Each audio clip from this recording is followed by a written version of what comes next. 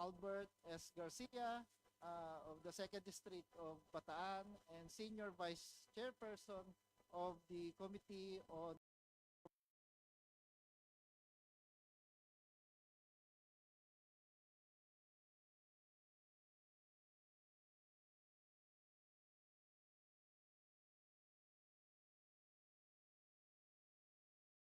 honorable members of Congress, uh, to the House Secretariat officials and our partners from civil society.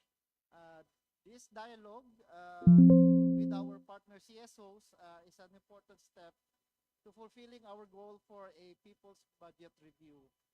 As expected in this first budget cycle, we try to find our step, our balance to the path of a full and more effective CSO participation in the budget process and oversight. Again, this first important step marks a fundamental shift in ensuring a more participative governance in the 20th Congress. So on that note, let me call Honorable Albert S. Garcia of the 2nd District of Bataan and Senior Vice Chairperson of the Committee on Appropriations for his welcome remarks. Sir? Maraming salamat po. Magandang tanghali po sa ating lahat, kay Chair Mika Swansing, kay Dr. Jun Meral. Special mention po yung ating mga colleagues, kay Kong Lisa Masa, kay palakpakan po natin siya, Kong Franz Castro,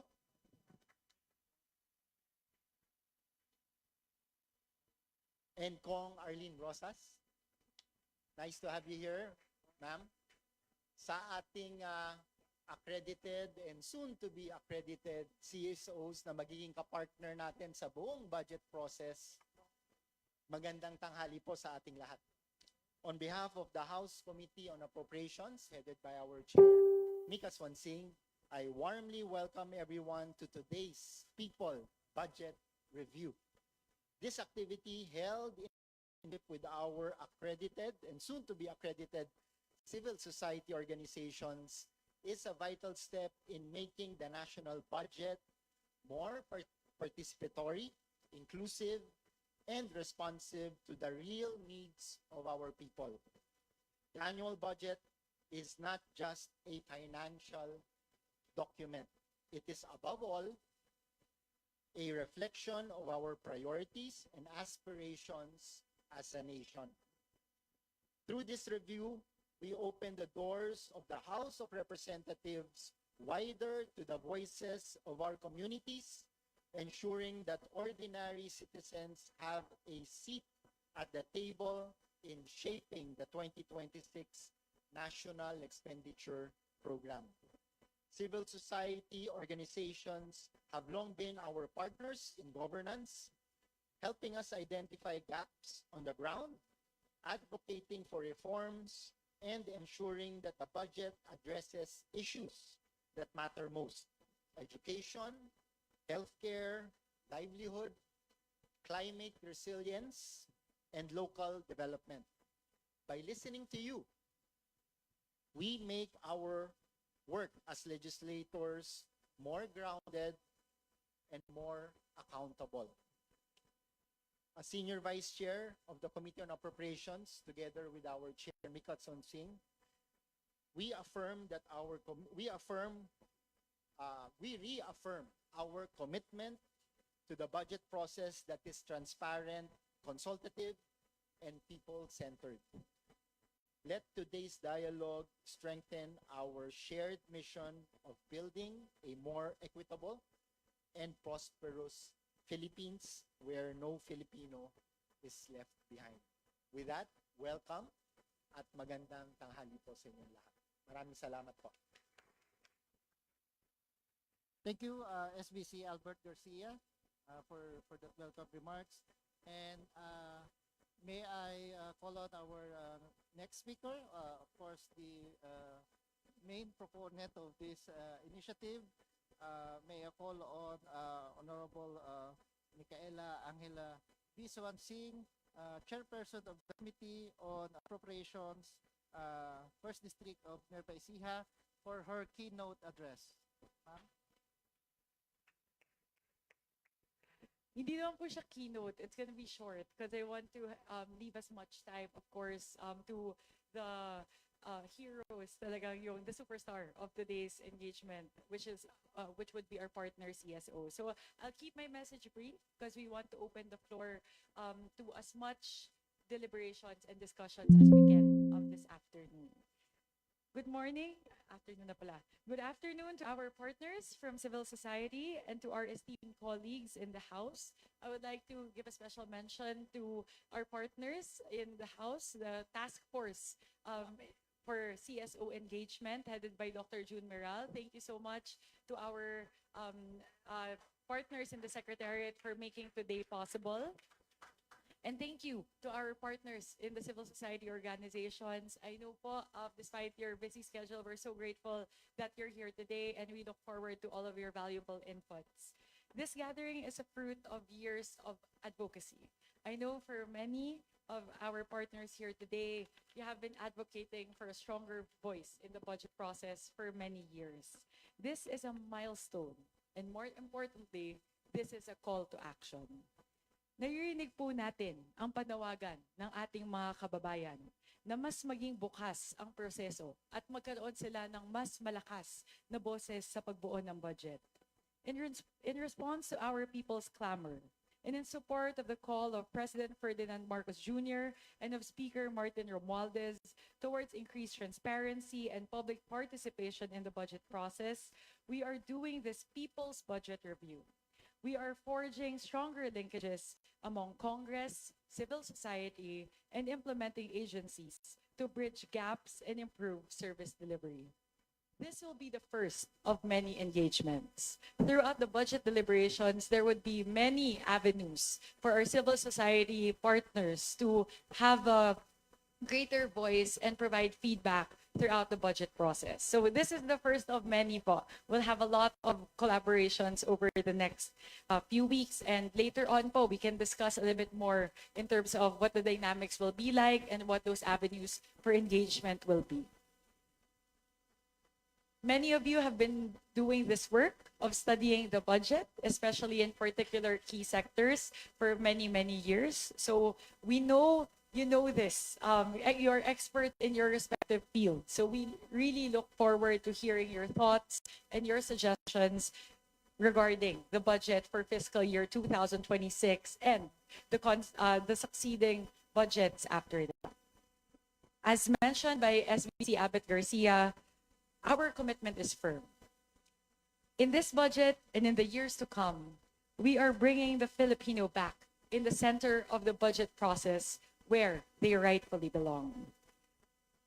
Ang bawat piso ng budget na ito ay galing sa dugo at pawis ng mga Pilipino. Kaya magiging masusi po ang deliberasyon ng inyong Kongreso sa mga dadating na buwan upang siguraduhin na ang bawat piso ay mailalaan para sa ikakabuti ng ating mga kababayan. While doubly arduous, I ask you to please join us on this journey because we are at a critical juncture. The work that we will be doing in the next months alone will be an important determining factor in safeguarding the Filipino people's faith in the budget process and in securing our country's economic future for generations to come. We need to do this for our country, and we need to do this for the Filipino people. Let's be partners in this, and we look forward to being with you in this journey. Maraming salamat po para sa Diyos at Bayan. Thank you, Chair Mika Swansing. Before we proceed with our next program, I will be acknowledging, Ma'am, Sir, of the CSOs who are in attendance today. May I request CSOs to be recognized when we call their names and their organizations. Sir, sorry, if we may request, kasi po the first two rows are not occupied, and we would like a closer Yes. engagement with all of our CSOs. So siguro po hingiin lang po namin ni Kong Abet yung first If they two can occupy the first yung first two two chairs, rows. hingiin lang po namin yung Yes. first two chairs because what we're planning to do po ni SBC, when you're presenting, we'll give the floor to you. So bababa po kaming dalawa when it's your turn. So dyan po kami ni Kong Abet uupo. We'll give you the floor. So if we can move up lang po para mas intimate yung conversation discussion, yung natin. dialogue, ma'am. Yes. So, Apo. Kahit one row ahead lang. yung second row, ma'am, siguro. The Yes second po. row. Or the first row of this one is okay. So, may I request AJ and Eunice if they can please occupy the row on the front. Yes.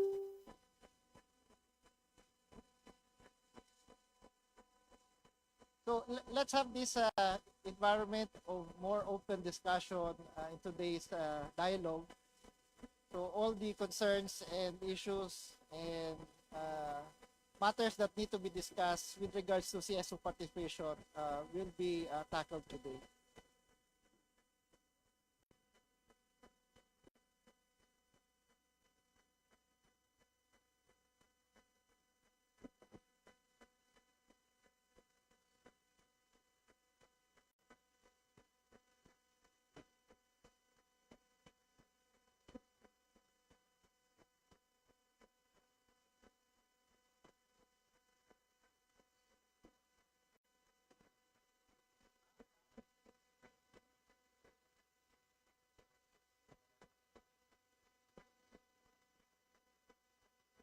Okay, so let me start calling the CSOs who are in attendance today.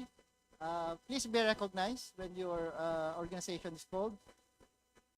BTAG Media Unlimited, represented by Charmaine Mateo Bitonga and Jansen Alec Lopez. Thank you. Campaign for Tobacco Free Kids Movement for Good Governance, represented by Maxine Tanya Hamada.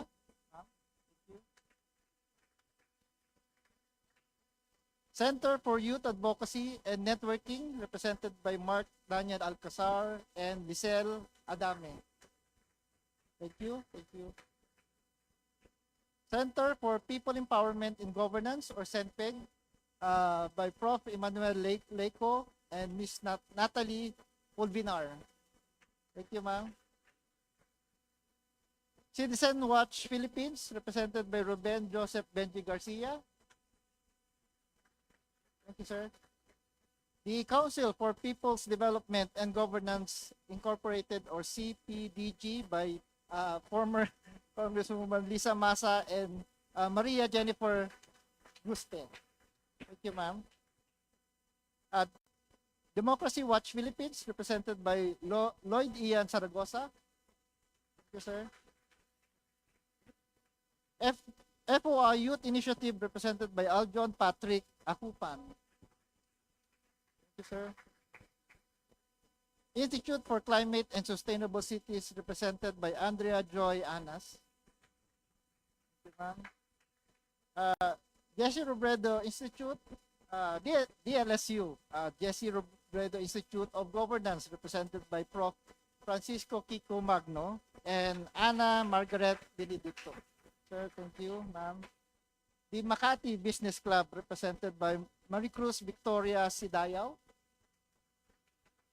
Thank you, ma'am. Move as One Coalition, represented by Robert C. and Isabel Eugene Agregado. Thank you, sir. Multiply Ed Philippines, represented by John Lloyd L.C. Sura. Thank you, sir. The People's Budget Coalition, Citizens Budget Tracker, represented by A.G. Montesa and Eunice Tanilon. Reed Foundation, represented by K. Flores Milanco. Thank you, ma'am. Safe Travel Philippines, represented by Engineer Eris Sanchanco. Thank you, sir. Center for Environmental Concerns by Marta Balagat. Thank you, ma'am. And of course, we would like to acknowledge the presence of former House members Arlene Rosas and Franz Castro. Thank you, ma'am. So on this note, like what Chair Mika said, we will be hearing from the CSOs of their comments, inputs, statements with regards to this initiative for a CSO budget participation. So, Ma'am Mika and Sir Abit, perhaps you can take your seats on the front row, and we'll be calling our representative CSOs for their comments.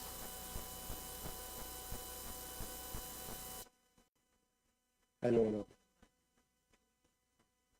Apo. Siguro before we move to the presentations, I believe all the CSOs are robot. Wait, lima tayo.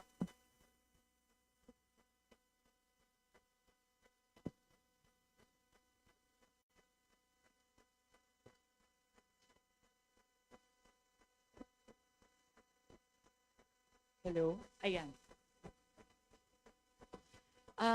Before we move po, I believe everyone has been informed that every CSO sent Hello. Hello? Hello? Ayan. Okay. Ayun po. So I believe everyone po has been informed that every CSO will be given time to make their presentation in the front. But siguro po, before we move to the presentations, we want to share with the CSOs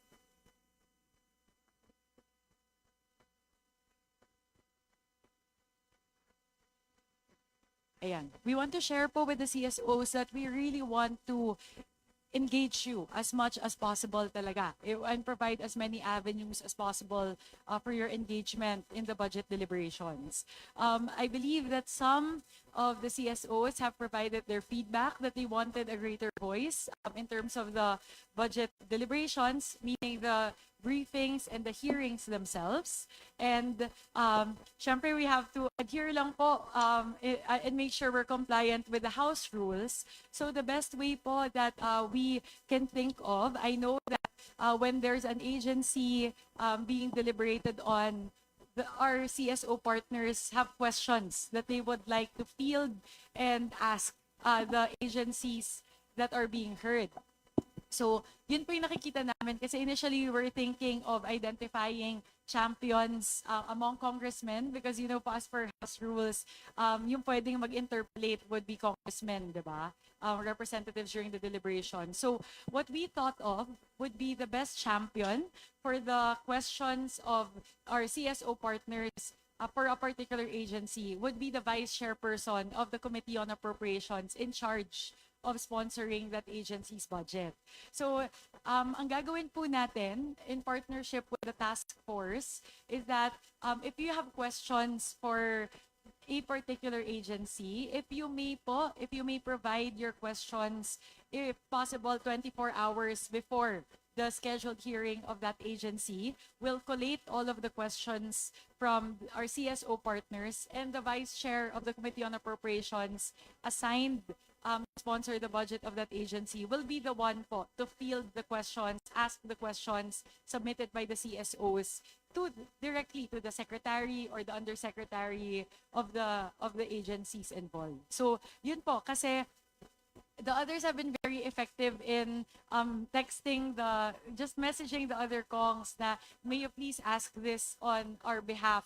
But we want to make it more I guess for the others na halimbawa po they don't know how to send in their questions, we want to really open up that medium, that avenue, and to make sure that your questions are asked during the committee hearings. Kasi alam ko po that is one of the most important engagement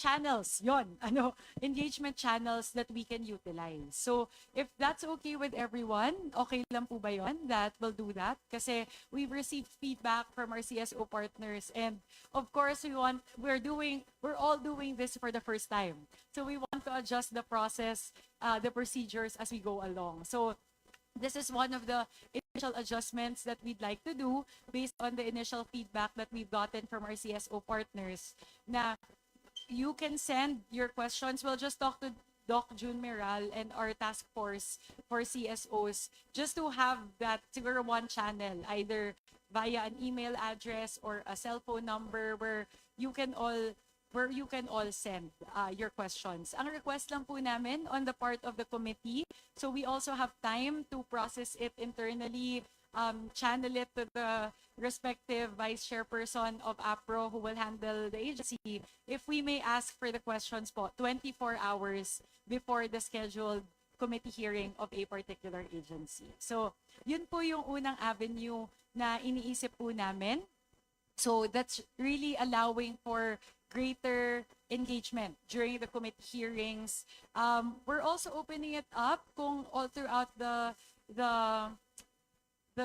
if during the hearing itself, meron kayong questions that would come up additionally, we'll ask lang Doc June how we can operationalize that. Kasi pag ongoing na yung hearing, medyo mas mahirap po magbato ng questions eh. But siguro what we can commit as of now is that the questions that would be sent to the task force 24 hours before the hearing will be asked by the vice chairperson of the Committee on Appropriations handling that particular agency. So that's the first po. The second is we've also received feedback from the task force that it would be nice if we have more huddles, maybe all throughout the weeks that we're doing the budget deliberations. So kami lang po siguro ni SVC Abet, baka mahirapan kami na pumunta doon sa huddles kasi minamanage po namin lahat ng committees all together. All the agencies all together. But what we'll do at the very minimum, if you can tell the task force which agencies you have concerns with, we will do our best to make sure that the vice chairperson in charge of that agency will be there during the huddles. So you can also raise your queries or your feedback or your comments on a particular agency in almost, hindi naman real time, but meron tayong regular engagement with our CSO partners. So we'd like to share that before we open up the floor because those are the two early adjustments that we'd like to make in terms of our engagement to ensure lang that we have greater participation and greater, like a better feedback mechanism between our CSO partners and the Committee on Appropriation and Appropriations and the House Task Force. So, yun lang po. As a start, we'll also have a discussion later on. Several of our vice chairpersons will be joining later, around siguro mga 2 o'clock po. But for now po, kami lang po muna ni Kong Abet, if you're okay with us. But ano po, we're very much looking forward to hearing your presentations. And if you have other comments, please feel free to share with us later. So, we'll turn over po. In terms of baka po magkaroon lang po kami ng changeover at 2 p.m. So, SBC and I just need to attend to a very urgent matter that just came up. So, po muna, magsasub po muna yung tatlo naming vice chairs. You're also in very capable hands po. Mga veterans po yon sa Committee on Appropriation. So, we'll just do a quick changeover at 2 p.m. later. So, we'll turn over the floor po for the CSOs. We'll leave the stage and we'll give the stage to our CSO partners. Thank you very much po. Thank you, ma'am.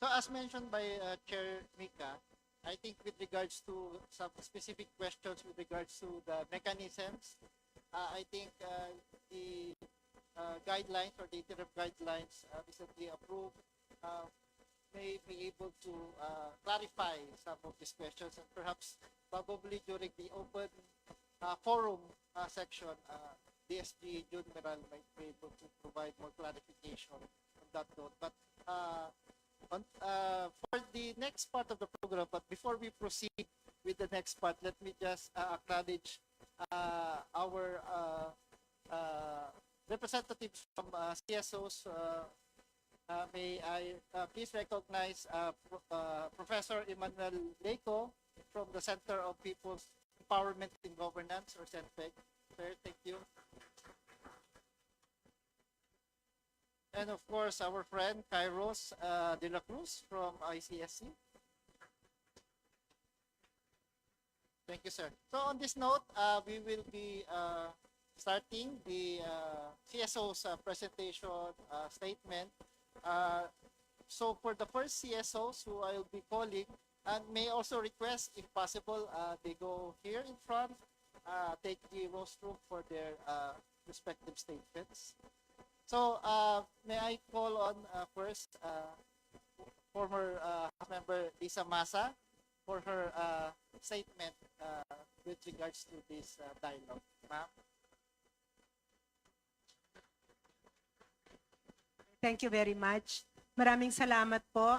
Maraming salamat sa chair and co-chair ng Committee on Appropriations para po sa pagkakataon na ito na maihapag namin ang aming pagtingin sa budget at saka sa proseso na binuksan ng House.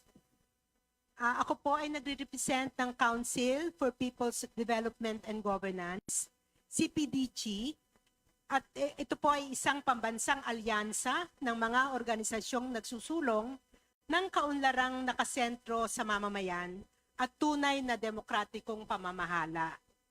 Sa loob ng maraming taon, nakapagtulungan ang CPDG sa mga komunidad at tagapagtaguyod ng mga patakaran upang matiyak na ang mga programa ng pamahalaan ay tumutugon sa pangangailangan ng mahihirap at mga sektor na madalas na naiiwan at hindi napapakinggan. Ang CPDG ay kasama rin po ng bagong tayok na network. Ito po ang bantay budget na binubuo ng mga organisasyon, institusyon, at mga eksperto na nagmo-monitor ng budget para sa 2026 at ng proseso nito. Matama po naming pinag-aralan ang proposed budget at matapos po naming suriin ang panukalang 2026 national budget, nakita namin na ang budget na ito ay walang pinag-iba substantially sa mga dati ng budget. At ito po ay hindi tumutugon sa layunin ng pag-unlad ng ating bayan. Bakit ko po sinabi ito? Alam po natin na ang pambansang budget ay hindi lamang talaan ng mga numero. Ito ang malinaw na larawan ng prioridad at direksyon ng gobyerno. As a matter of fact, we know that the appropriation bill contains a compendium of policies and priorities of government. Ngunit sa kasalukuyang panukala, walang konkretong hakbang para maiahon ang nakararami sa kahirapan o mabawasan ang lumalalang agwat ng mayaman sa mahirap. Sa halip na pondohan ang sapat, ang mga produktong sektor gaya ng agrikultura, paggawa at iba pang batayang industriya na kayang bumuhay sa ating ekonomiya, nananatili itong kulang sa pondo. Dahil dito, patuloy tayong nakadepende sa inaangkat na pagkain at produkto. At sa pangungutang sa dayuhan, isang kalagayang nagpapahina sa ating kakayahang tumindig bilang isang malaya at nagsasariling bansa. Hindi ko po isa-isahin ang mga nakalagay doon sa budget para isubstantiate ang claim na ito. Pero isang halimbawa lamang, doon sa budget para sa agriculture at saka land reform, mas mataas pa po ang budget sa National Defense at saka sa PNP. Mas mataas pa ang budget doon sa flood control, although alam natin mahalaga, pero siyempre, mas mahalaga ang agrikultura at ang pagkain sapagkat ito ang magsusustain sa ating predominantly rural and agricultural economy. lalong pinapalala ng panukalang budget ang matagal at talamak ng suliranin, katiwalian, palakasan at ang patuloy na paghahari ng mga political dynasty.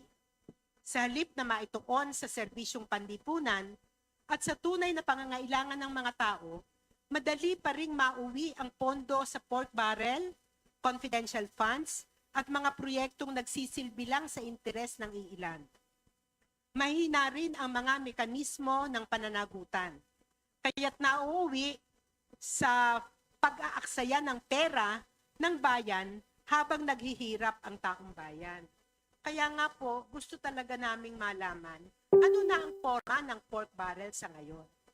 Sapagkat sa aming pagsusuri sa budget na ito, ay nandoon pa rin po ang pork barrel. Ang isang malaki doon sa unprogrammed funds. At saka dito sa confidential and intelligence funds. Gusto rin naming malaman kung bukas ba ang Kongreso na busisiin ang confidential and intelligence funds ng Office of the President o muling magtatago sa parliamentary courtesy ang Kongreso. Tingin po namin panahon na para, if we are really working towards openness and transparency, busisiin natin lahat, hindi lamang po ang Office of the Vice President na nakita naman natin kung paano ginastos at winawaldas ang pera, pero ang malaki, 4.5 billion pesos na confidential and intelligence funds, definitely much bigger than the funds of the Office of the Vice President, kailangan din nating mabusisi.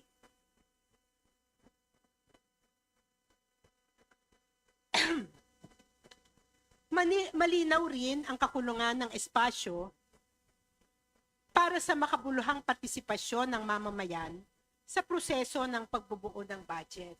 Pero bago ko po palawigin yan, dahil bagamat kami ay natutuwa na may ganitong proseso ngayon, pero alam natin ang pagbubuo ng budget nagsimula pa doon sa baba, no? Doon sa mga barangay, doon sa mga lungsod, munisipyo, etc. Pero sa ngayon pa lang kami kumbaga pumapasok, no? At hindi pa namin alam kung ano talaga ang proseso, no? And we are very much watching this process. Anyway, before I proceed with that, gusto ko rin lamang isingit dahil napaka-importante po nito sa amin. Gusto kong bigyang pansin ang pagtataas ng alokasyon sa NTF-ELCAC, ang nangungunang mekanismo ng gobyerno para atakihin ang mga CSOs. Siraan kami. Nagiging biktima ng kanilang red tagging at terror tagging ang aming mga miyembro, staff at leaders. At hanggat po merong ganito at lalo pang sinusuhayan ng Kongreso ang NTF-ELCAC, ay nababaliwala ang ating layunin para sa transparency and openness.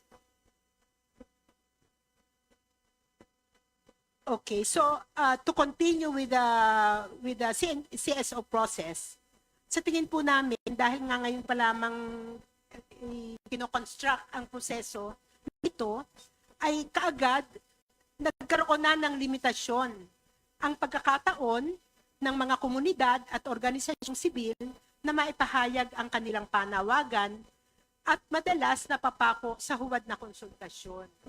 I know this for a fact kasi I was in Congress and also I'm a part of the cabinet. At sana ay hindi na maging ganito, no? Wish ko lang yan. Pero nagiging nauwi sa ganyang proseso. And I think the CSOs here should have the strength to stop this process, no? Na nagiging parang huwad na konsultasyon, di ba? Dapat maging totoo ang mga konsultasyon. Ang isang tunay na demokratikong budget ay yung bukas sa pagsusuri, pakikialam at anbag ng mamamayan sa paggamit ng pondo ng bayan. Kung wala nito, nananatiling eksklusibo at hindi patas ang proseso. Binibigyan din ng CPDG na ang kaunlaran ay dapat nakaugat sa pangangailangan ng mamamayan, hindi sa makitid na interes ng politika at negosyo. Dapat unahin sa pambansang budget ang mga serbisyong panlipunan, pagpapatatag ng agrikultura at pagpapaunlad ng lokal na industriya. Hindi ang mga proyektong pakikinabangan lamang ang iilang makapangyarihan. Nananawagan kami sa mga mambabatas na itutok ang budget sa mga mahihirap, palakasin ang sariling kakayahan ng bansa na lumikha ng kabuhayan at bawasan ang labis na pagkandili sa dayuhan. Sa ganitong paraan lamang magiging tunay na kasangkapan ang budget para sa pagbubuo ng makatarungan, pantay at demokratikong kinabukasan para sa sambayanang Pilipino. Marami pong salamat at magandang hapon muli sa inyong lahat.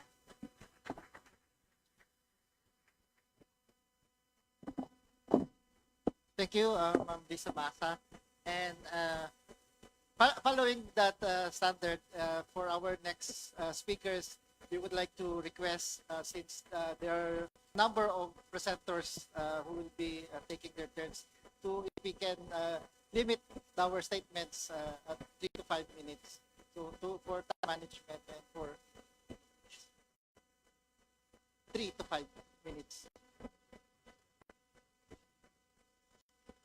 Okay. For our next presenter, speaker, may I call on Professor Francisco Kiko Magno of the Jesse Robredo Institute de La Salle University. Thank you, Novel. Before I begin, let me thank the Honorable Mika Swansing, Chairperson of the Committee on Appropriations, Honorable Albert Garcia, Vice Chair of the committee, fellow civil society stakeholders, ladies and gentlemen. By the way, I am with Anne-Margaret Benedicto, who is our program associate. I'm honored to speak today on behalf of the De La Salle University, DLSU, Jesse M. Robredo Institute of Governance, as well as like-minded research and policy think tanks that form a critical part of our country's knowledge and innovation ecosystem. As Congress deliberates on the General Appropriations Bill, we respectfully urge you to consider one essential but often underfunded dimension of governance: the systematic monitoring and evaluation of public programs through evidence-based research. First, we recommend that resources be allocated to the Commission on Higher Education to support universities in conducting independent monitoring and evaluation studies of government programs. Our research universities have the technical expertise, academic independence, and nationwide reach to generate credible insights on whether programs deliver on their promises and how they can be improved. Investing in this capacity ensures that our budgets do not simply fund activities, but that they truly deliver results for our citizens. Second, we propose that funds be earmarked for the Department of Science and Technology to support research on Sustainable Development Goals, SDGs, SDG-related challenges. Issues such as climate resilience, public health, education equity, food security, and digital inclusion require robust, evidence-based solutions. By empowering research universities to study these pressing challenges, government gains access to innovations and policy recommendations that can guide smarter, future-proof investments. Third, monitoring should not be left to experts alone. Community-based monitoring and citizen participatory audit programs must complement open government initiatives. When paired with open data performance dashboards, these approaches allow citizens themselves to track project milestones, demand accountability, and ensure that public funds are not only disbursed but spent well. In short, we envision a governance ecosystem where public investment is continuously scrutinized, assessed, and improved through the combined efforts of universities, communities, and government. This is the kind of budget process that can build public trust, strengthen accountability, and deliver real impact. Honorable members of Congress, allocating resources to these areas is not an added expense. Rather, it is an investment in good governance. It ensures that every peso in the national budget generates the maximum possible benefit for our people. Thank you, and we look forward to working with Congress in advancing a more accountable, transparent, and data-driven public sector.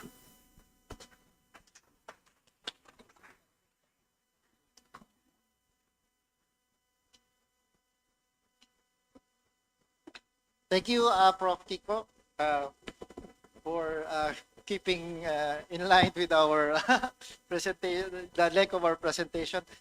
So before we proceed with the next presenter speaker, let me just acknowledge also our CSOs who just came in. May I please recognize representative from Damper PTDA, Ms. Claudine Diana Bautista Lim. Can you please stand up to be recognized in the room? Okay. Our next is the Center for Environmental Concerns Philippines, represented by Ms. Marta Balagat, the Deputy Executive Director. Thank you, ma'am. And lastly, from Makabayan, represented by Ariel Casilao from EXCOM. Thank you, sir. So for our next presenter speaker, may I call on Prof. Emmanuel Leco of the Center for People Empowerment in Governance, CENPEG. Sir?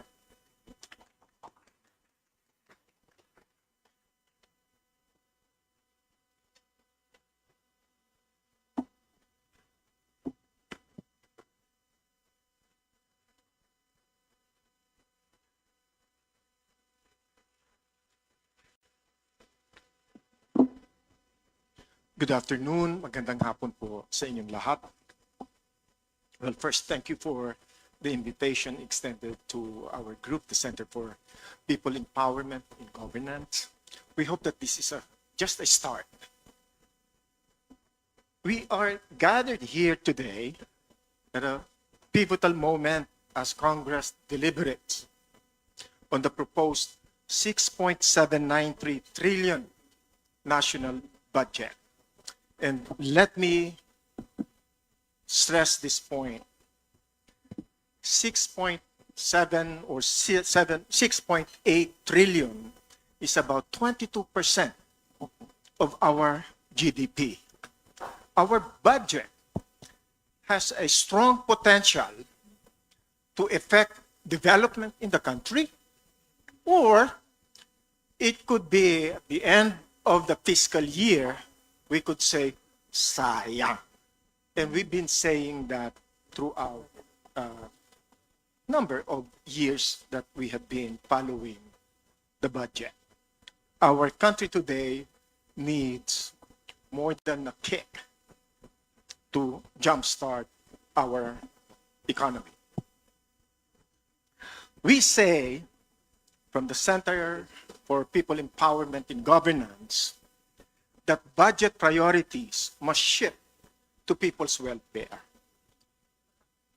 While Department of Public Works and Highways remains sizable, its heavy emphasis overshadowing critical social services, education, for example, while the National Expenditure Program has allocated 928 billion, a measly 25.4 billion, mere 2.74%, is allocated for addressing school buildings that we are experiencing today. We hear shortages to the tune of like 200,000 classrooms. And we cannot see that the proposed budget will leave a dent in addressing this classroom shortage. And what we are going to expect?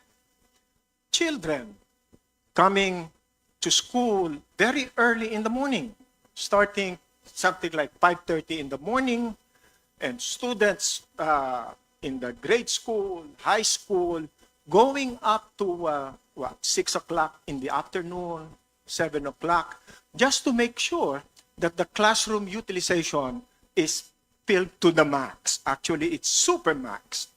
So what does that do to our learners? They are left with little time for studies. Social welfare and health services also lack sufficient attention. Meanwhile, we still see confidential and intelligence funds continues to raise questions on transparency and accountability. On the debt front, coming from the finance sector, we express concern that the national debt is projected to reach 19 trillion pesos, with debt servicing alone consuming approximately 14.4% of the total appropriation.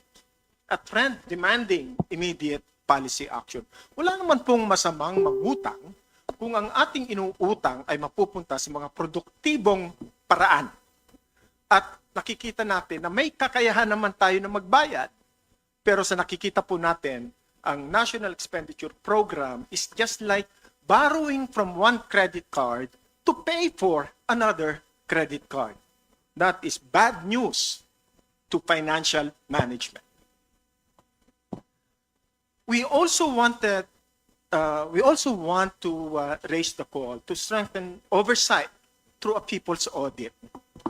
Hindi naman po ito para palitan ang COA, kundi palakasin ang pagmamatyag ng taong bayan sa ating pong pondo. Hindi naman po ito yung technical audit na sinasabi na para bang transaction per transaction. Pero katulad po nung nakikita ngayon ng publiko, meron pong budget at inaprubahan ng implementing agency, approved, implemented at nabayaran. Ngayon po nakikita ng ating presidente ang inilatag nila na pagpatigil ng baha, napupulbos. Pagka binuhat, pwede mo pong ikalat na parang pulbos. Hindi po ganyan ang audit na nakikita natin. Ang kailangan po, unang-una makita natin throughout the country, yung mga budget natin na inilagay para po halimbawa sa infrastructure project, meron po bang totoong proyekto? At kung merong totoong proyekto, gaano ba katibay, gaano ba katotoo, at gaano ba ka-relevant itong mga projects na ito?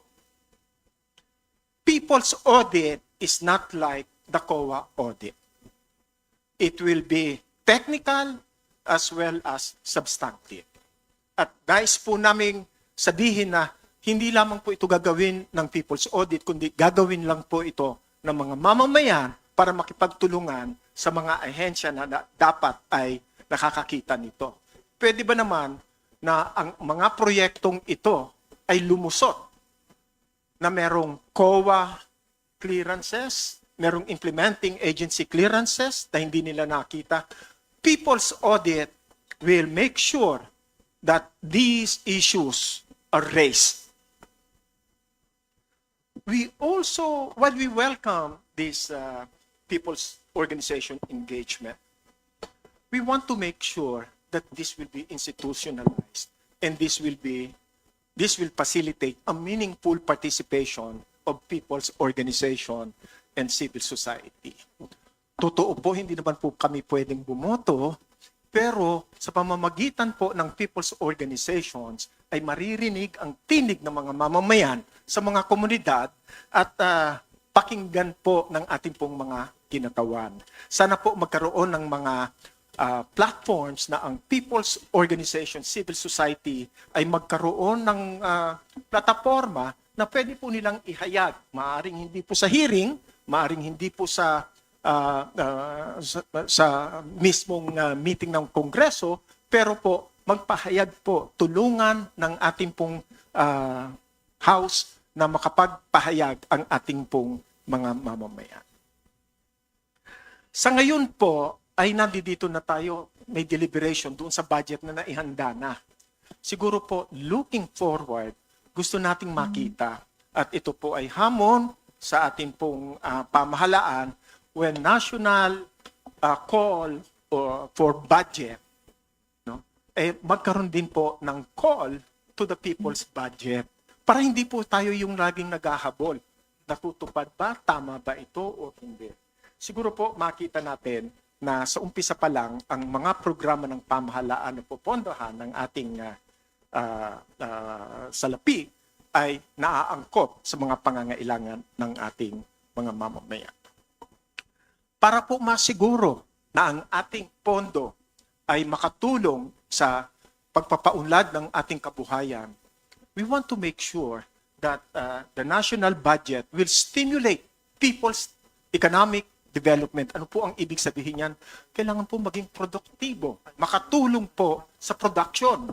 Kung sinasabi po natin, kailangan ang mga mamamayan ay mayroong pagkain sa kanilang harapan, kailangan po tulungan natin ang ating mga magsasaka na makapagtanim at makapag-ani ng kanila pong mga itinanim na makakarating sa hapag-kainan ng ating pong mga mamamayan. In closing, let us remember, the budget is not merely a spreadsheet. Kung ito ay spreadsheet lang, mag-AI na tayo. Mas maganda pa po siguro ang AI na mag-produce ng ating pong budget. People's engagement is not just about transparency, it's about trust. We should shield the budget from corruption. Nakita na po natin, trilyones na pala ang mukhang nalaglag sa ating pondo.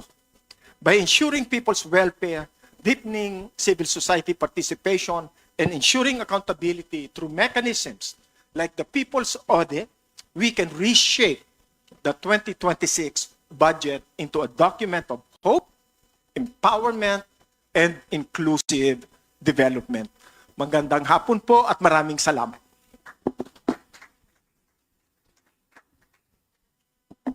Thank you, Professor Leiko.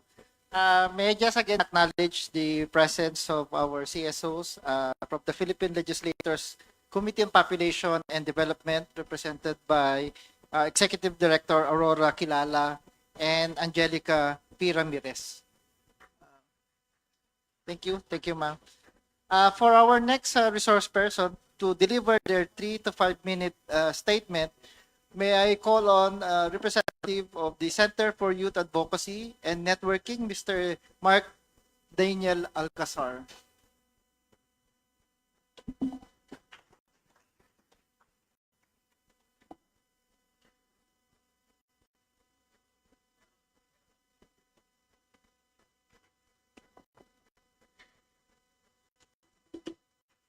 Ayan, magandang hapon po sa ating lahat, no? And magandang araw din po, lalong-lalo na sa mga kinatawan ng ating ginagalang na Committee on Appropriations.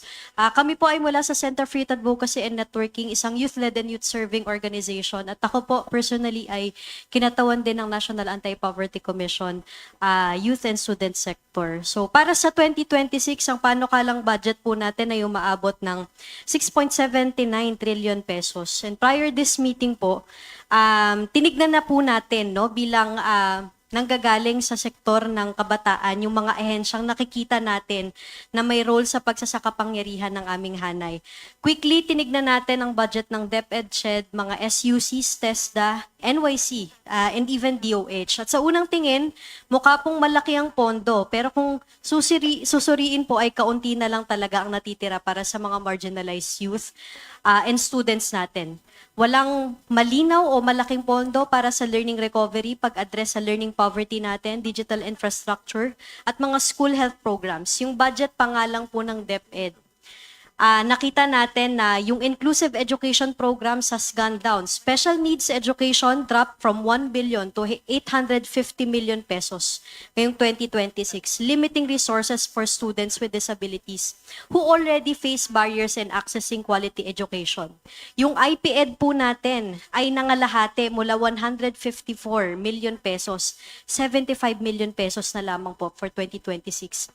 Reducing support for culturally responsive teaching for indigenous communities. And yung Madrasa Ed po natin, which supports Muslim learners, was also slightly reduced from 498 million pesos to 496 million. Beyond these programs, basic education inputs that directly shape classroom learnings also suffered major reductions. Imagine po, from 12 billion pesos, naging 11 billion pesos na lang yung allocation natin for textbooks and instructional materials. Means fewer and outdated learning resources for millions of students na again, huling-huli na rin po pagdating sa mga learning outcomes. Learning tools and equipment decreased from 3.5 billion pesos to 2.9 billion pesos na lamang. The basic education curriculum was also cut by 132 million pesos. While physical fitness and school sports suffered a 256 million reduction. Ilan lamang po ito at nakikita natin na mas palalalimin pa po namin ito. Palalalimin pa ito ng iba pang mga kasama na may advocacy din on education. Sa DOH, wala rin pong malinaw at sapat na earmark para sa mental health at adolescent health programs. At ang NYC naman, sa gitna ng recognition natin na kulang ang trainings ng ating mga SKs at LYDCs, at ang komisyon sana na nagpapalakas ng youth participation ay nangalahati po ang budget. Mula 600 million plus, noong 2025 ay naging 315 million pesos na lamang po for 2026. Malaki yung kabuuang budget pero mukhang kulang po sa direksyon. And Ms. Chair, kinikilala natin na ang budget ay hindi lamang po technical na dokumento. Ito ang moral compass no, ng ating pamahalaan. At kung tatanungin po ang mga kabataan na dumaranas ng learning crisis, digital divide, climate anxiety, mental health struggles at patuloy na pabatang pagbubuntis, ang sagot po namin, hindi namin po nararanasan at nararamdaman itong mga pondong ito. Kung future-ready generation ang ating layunin, dapat future-ready rin yung ating budget at lalo na ang ating proseso. We want to re-echo rin po yung punto ng aming partner organization na GWatch na kailangan natin ng ecosystem of accountability. Participation must go beyond consultation at sana isama din ang mga kabataan sa co-creation. Nakikita po namin ang papel ng mga gaya ng SIAN at iba pang CSOs na kaya naming magbigay ng grounded evidences. Dala namin ang datos mula sa mga communities na ine-engage natin. We also want to assert yung independent oversight at pagbabantay laban sa leakage, underspending at misallocation. At in return, kayang-kaya din po naming magbahagi ng mga innovative models. Sa kasalukuyan po yung aming organisasyon ay sinusubukan na yung mga youth-led monitoring at pagpasok sa mga existing mechanism para siguraduhin na participatory talaga yung budgeting hanggang sa local level. At marami pang iba. Kaya nakikita natin na mahalagang bukas ang mga critical processes and information ay dapat timely din pong naibabahagi sa amin. Dahil kung kulang o huli ang datos, wala pong tunay na pananagutan. At dapat pati po ang mga mahalagang dokumento na matagal na rin po naming inihihingi. Sana magkaroon din po ng access yung mga CSOs na gaya namin, kagaya po ng allocation list. Ambag din po namin yung multi-level engagement. So hindi lang po tayo nag-engage sa Kongreso, pero hanggang sa barangay level, ultimo pag-engage din sa mga SK Council. So sana we encourage din the Congress na i-strengthen din yung multi-level engagement ng mga CSOs na gaya namin na nag-engage din on the local level. At huli, panawagan din natin na gawing enabling yung participation without assimilating or co-opting no, yung mga CSOs na hindi kontrolado yung aming independensya. Again, hindi po benepisyaryo lamang yung mga kabataan. Kami ay tagapagbantay, innovators at katuwang nyo po sa governance. At lalong-lalo na, kagaya ng pagde-describe sa atin ng ating konstitusyon, kami po ay agents of change. And with respect po, again, inihiling namin, tignan muli yung mga allocations. Pondohan ang learning recovery, digital skills, adolescent health at support para sa mga out-of-school youth, mga climate vulnerable youth, IP youth, Muslim youth, at iba pang mga marginalized na kabataan. At institutionalize ang mga CSO, pati na rin po yung mga youth-led CSOs na gaya namin. Mula planning hanggang evaluation. At hindi tuwing hearings at hindi lang position paper po sana. Papasukin niyo po kami at buksan na rin sana ang espasyo para sa CSO hanggang BICAM. And again, naniniwala po kami na ang demokrasya hindi totoo kung palamuti lang po kaming mga CSOs. Ito pong malaking budget natin na 6.79 trillion pesos must not only sustain bureaucracy but secure the future of the youth. So again, gusto po sana naming i-reiterate ay hindi lang po kami dito nagkukwenta ng bawat piso. Naniniwala tayo na ethical at political na desisyon ng mga namumuno at nakaupo, no, yung nakasaalang-alang po sa ating budget. So, it tells our young people as well. Kami ba ay pinipili o isinasantabi? At yan po din siguro yung gusto naming iwan sa inyo. Please include young people no, sa pag-consider sa ating budget. Isang minuto lang po. Mark po from Center of Youth Advocacy and Networking. Bilang highlight na lang po ng aking idadagdag sa posisyon po na binigay ni Ate Leno, 2.7 trillion pesos po ang kailangang utangin para sa 2026 budget, pero hanggang ngayon, maraming malalaking tao ang hindi tapat sa pagbabayad ng kanilang buwis. Mga tiwali na hanggang ngayon ay patuloy na may presensya at transaksyon sa pamahalaan. Panagutin ang mga kailangang singilin, pagtibayin ng partisipasyon ng civil society, tigilan na ang korupsyon, pagnanakaw, SOP, kolusyon at kickback mula sa barangay hanggang sa nasyonal. Huli, kami po ay naninindigan. Dapat magkaroon ng makabuluhang pakikilahok ang mga CSO mula sa legislation hanggang sa execution at hanggang sa accountability. Dahil ang budget ng bayan ay hindi lang para sa kasalukuyan, ito ay investment para sa aming mga kabataan na siyang aanihin namin sa susunod na panahon. Maraming salamat po. Thank you. Thank you. Before we proceed, may I just acknowledge the presence of Congressman Jude Asidre of Tingog Party List, also the chairperson of higher education. In fact, Kong Jude, if you may, for your message. Yes, sir.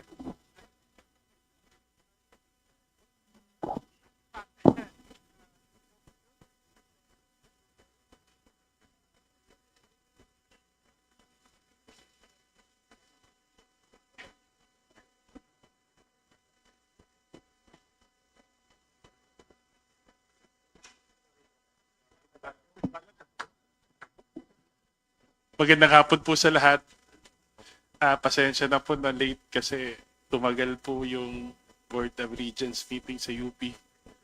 Of course, my respects to our very active, very competent, very beautiful Chairperson of the House Committee on Appropriations, Chairman Mika Swansing, to the very able Senior Vice Chair, Congressman Abed Garcia. Like to make mention lang of our former colleagues, our favorite friends from the minority, Congressman Arlene Brosas and Congresswoman Franz Castro, sa lahat po sa inyong lahat na representatives ng civil society na nandito ngayon sa muli, magandang hapon po. Siguro may tatanong nyo, hindi naman ako member ng Appropriations Committee, bakit ako kailangan magsalita? Pero kasi tayo po yung isa po sa co-author ng House Resolution number 94. And that resolution is a statement of our strong belief that the national budget is not merely a financial document. Hindi lang ho spreadsheet ang ating budget. It's a moral and political statement. It's the clearest reflection of our national priorities and the values we choose to uphold. We all agree here. I think every one of us here agree that this is the people's budget. This is not the House budget. This is not the government's budget. This is the people's budget. And therefore, the process of arriving at our national budget must be transparent, participatory, and accountable. That is why, on behalf of the authors of Resolution number 94, we want to let you know that your presence, our CSO and NGO representatives, your presence and participation here matters. I know that most of you, or if not all of you, are advocates, watchdogs, community leaders, and I regard all of you as partners for progress. So we'd like to thank you for lending your voice, lending your insights, and your vigilance to this process. We in government, especially the House of Representatives, are entrusted with the power of the purse. But make no mistake, we also understand with that power comes deep and serious responsibility. They always say leadership is a stewardship. And we are accountable not for just how we allocate resources, but also for how those resources that we allocate translate into real tangible change in the lives of our people. So you may probably have questions how we were able to arrive at this process, and was mentioned by Attorney Abante in previous briefings. We can only do so much with the limited time that we have But of course, we're looking forward to an even sustained, with the permission of our chair, to an even sustained engagement even after the budget is approved. Diba? So we can also monitor how the executive actually utilizes the funds that are made available to them. And that is why, if you notice, the core of observers that we have, they come from different backgrounds because we believe that budget reform requires more than technical expertise. It requires political will and broad public engagement. It requires, in a nutshell, all hands on deck. Government, civil society, and the communities we serve must work together to ensure that every peso in the national budget is used with integrity, urgency, and impact. And on behalf of the other authors of the resolution and the movers behind opening the process to CSO participation, I'm sure you would want na makapagtanong kayo during the hearings, but given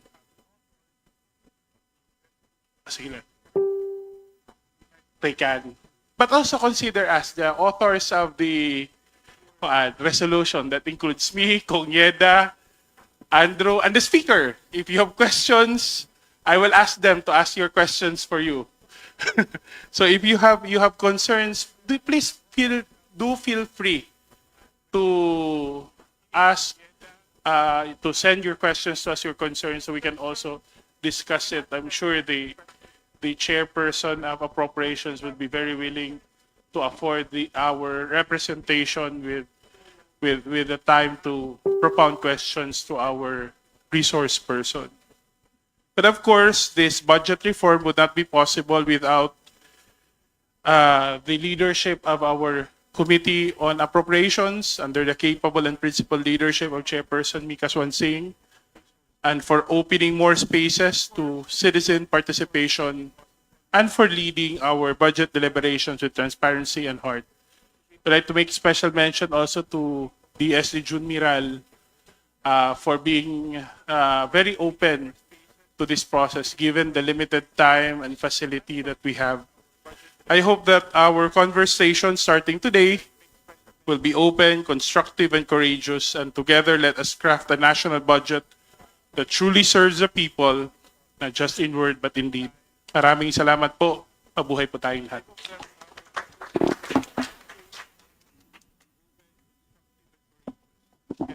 Thank you, Kong Jude, for that message. I think it's high time that the resource persons or the speakers that will be calling next will be more about discussing specific issues, in particular on transport and climate change.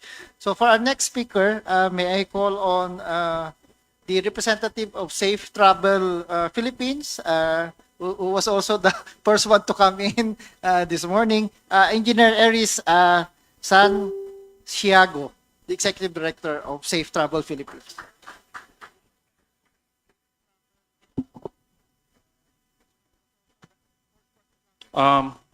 Magandang tanghali po sa lahat. Maraming salamat po sa imbitasyon. 3 minutes. So, sa mga ano po natin, kasama natin sa Congress po, marami po salamat sa imbitasyon. Sa napaka-importante pong gawain po natin dito na para mabalangkas yung responsive and transparent budget. I'm Erisan Siango from Safe Travel PH. We are a research and development organization based in UP NCPAD, College for Public Administration and Governance. So we focus on public transport, doing data-driven research and developing open data tools to help different actors of hot topic natin, modernization.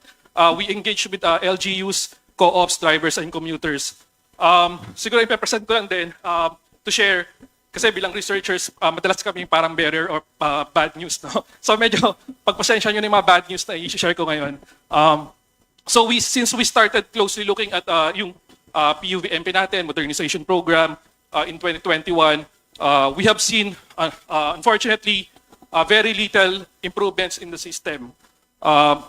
Siguro, personal assessment ko na lang po, even with the modernization program, our road-based public transport system is dying.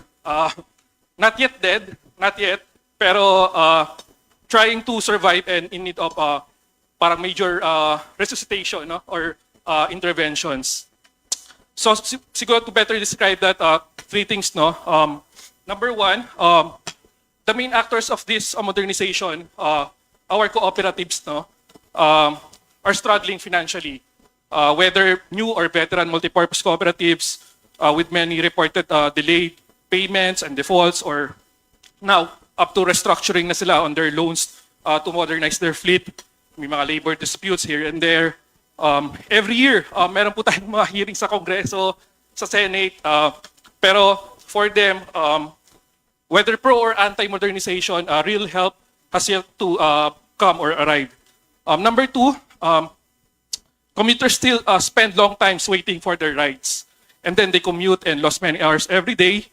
Our data shows that in major cities, Manila man or outside Metro Manila, the average speed of our PUVs, jeepneys or buses is around, any guess, average speed, turnout time, 9 to 14 kilometers per hour.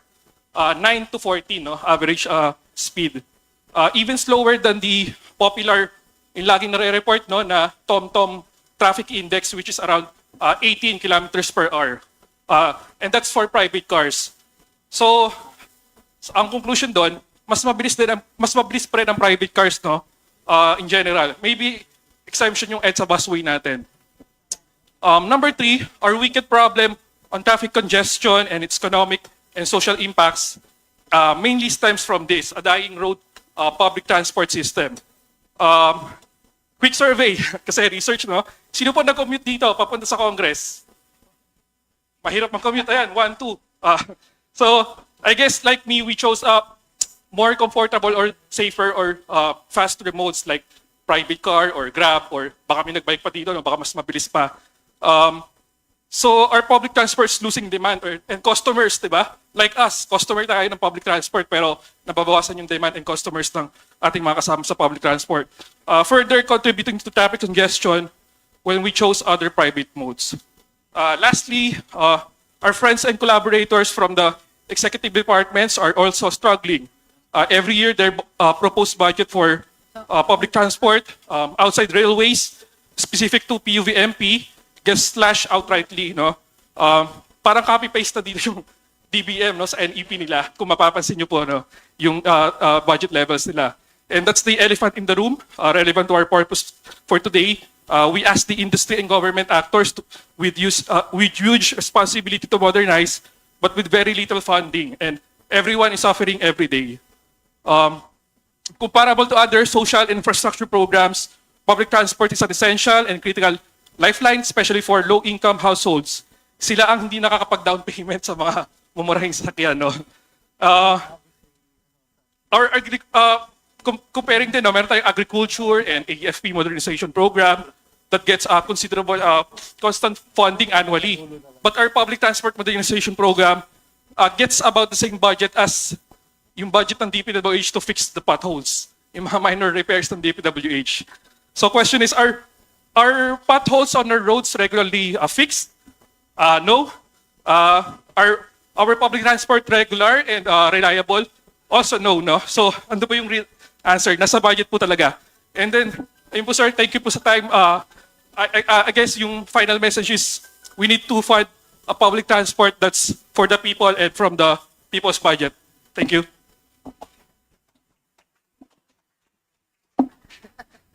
Thank you, Engineer Aris, for trying to discuss the problems of transportation in the country.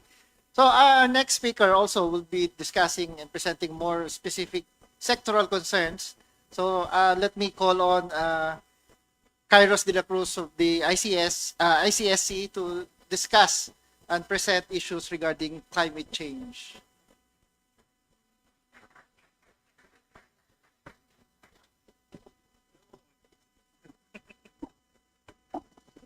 Thank you, Congresswoman Mika Swansing, Congressman Garcia, Congressman Asidre, friends from CPBRD. Maraming salamat po. I always take pride in going back here in Congress, where I started my career as part of the Institute for Climate and Sustainable Cities 14 years ago, when I pushed for the People's Survival Fund to become a law. ICSC is a policy group advancing climate finance access and transparency clean energy, and local adaptation.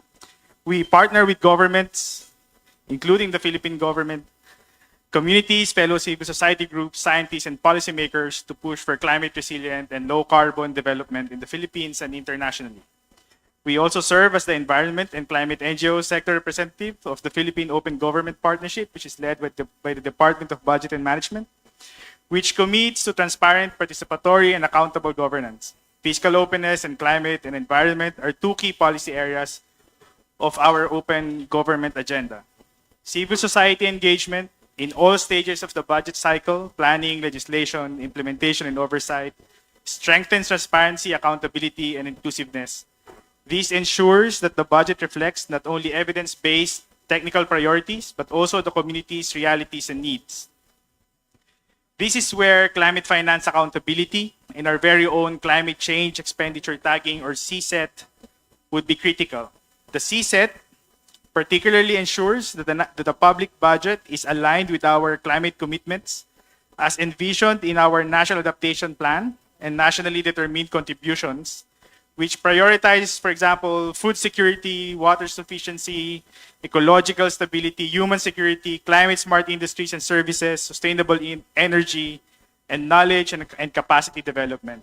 Strengthening and revisiting the climate tagging process in budget planning is necessary to improve how we track, manage, and report expenditures critical to both climate change adaptation and mitigation. This provides legislators and the public with a clear view of how much the budget addresses climate risk, enabling the right to information and accountability for resources to reach those most at risk. We should work to ensure that we go beyond numbers, we go beyond the tagging, and we should start looking for actual impacts. People's organizations and civil society must work with government agencies in identifying the gaps in the CSET and budget typologies, ensuring that climate finance is effectively utilized and is actually contributing to achieving the country's climate goals. Esteemed representatives, the national budget is more than an accounting of pesos. It is a climate action. It's an action plan in motion. We look forward to the continuous collaboration of the House of Representatives and civil societies. By deepening civil society engagement and strengthening climate finance accountability, we can advance fiscal openness and make every peso count for the communities. Maraming salamat po.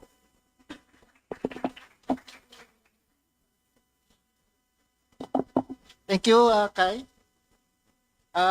Our next presenter will also be discussing more on the sectoral issues, and this time more on the issues on education. So may I call on the representative of Multiply Ed Philippines, Mr. John Lloyd Elsusura.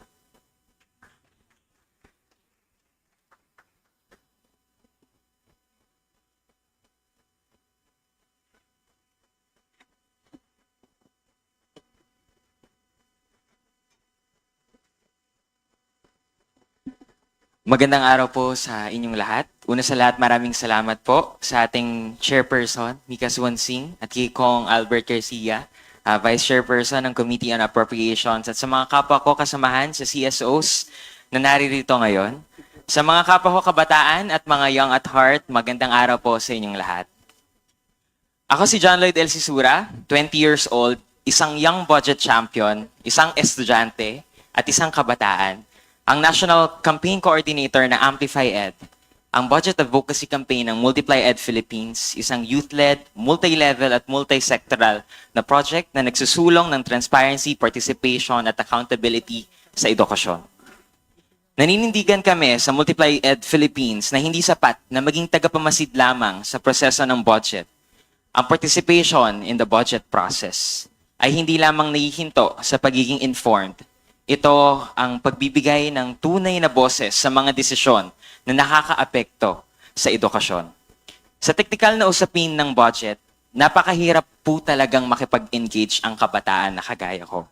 At kung ang pinag-uusapan ay budget para sa edukasyon, hindi ba mas mahalaga ang input ng mismong mga estudyante?